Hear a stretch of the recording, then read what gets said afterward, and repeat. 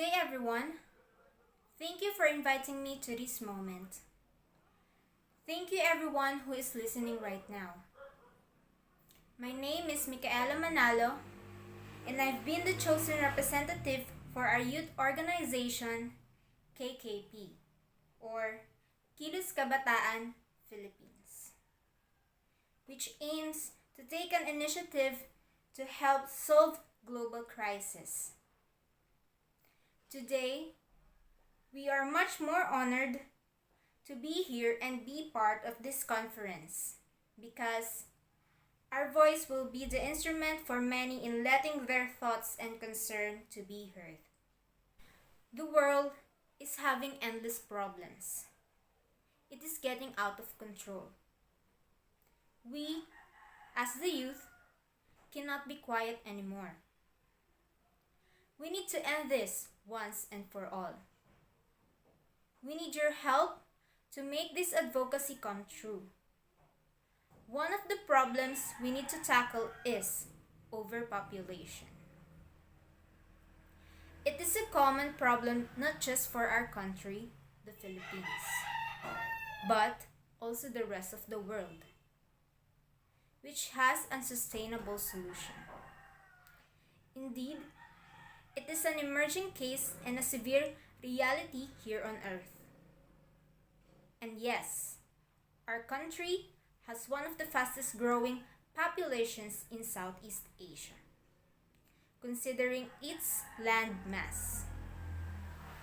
From having over 50 million inhabitants during the 1980s, today it has reached more than 100 million.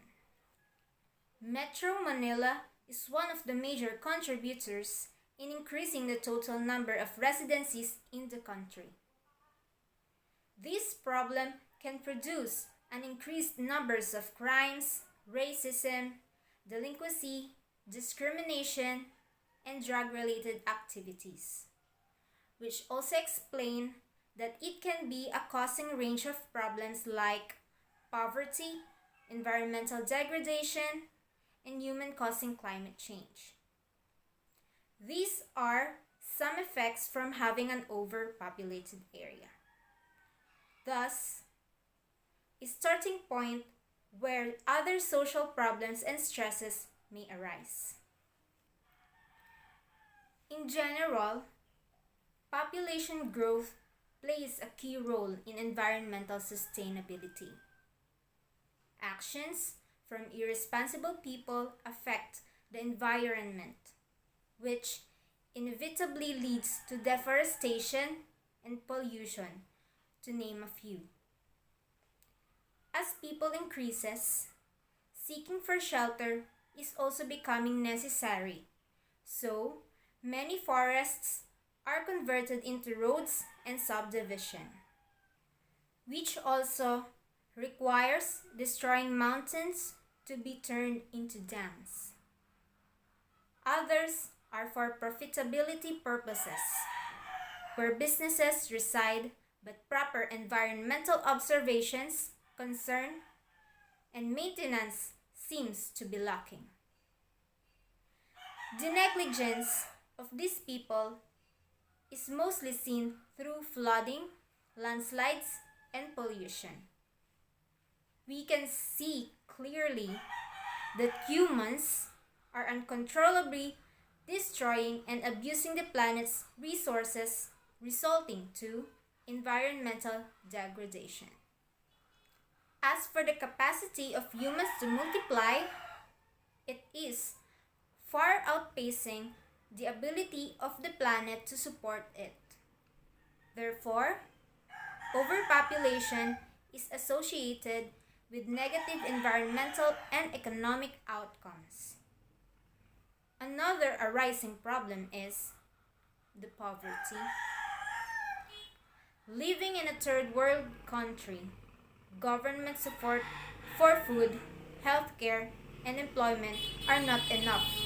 Plus, the lack of education for many people in terms of family planning and the use of contraceptives are still a major issue. The latest government plan for population control is an intensified implementation of National Program on Population and Family Planning, or NPPFP, which aims to reduce unplanned and unwanted pregnancy. Teenage pregnancy is also part of the program, since this problem is becoming more relevant nowadays. Educating the people about the necessities before and after having a family makes them aware that each should have at least 2 years apart of giving birth. But it seems that not all the families in the country are reached by the benefits of the program, and they are ignoring the use of contraceptives, which literally means not killing the unborn but most likely preventing the gametes to unite and create one. Moreover, here are some possible solutions that we have in mind for such problems. First, empower women. Women with access to reproductive health services find it easier to break out poverty and use it for birth control. Second, promote massive access for family planning. Educating men and women about contraception has big impact. Third, provide environmental projects to aid natural extinctions and resources issues, since the population is continuously increasing. Then stop unnecessary destructions of natural resources. Fourth, provide more employment opportunities in the country to prevent and reduce migration and unemployment, which also aids in tackling poverty and improving the economic status of the country. Although child policy could be an answer as well, but reportedly, it increases the rate of abortion and child killings. In implementation of these possible solutions, the government must prioritize the family and sex education programs.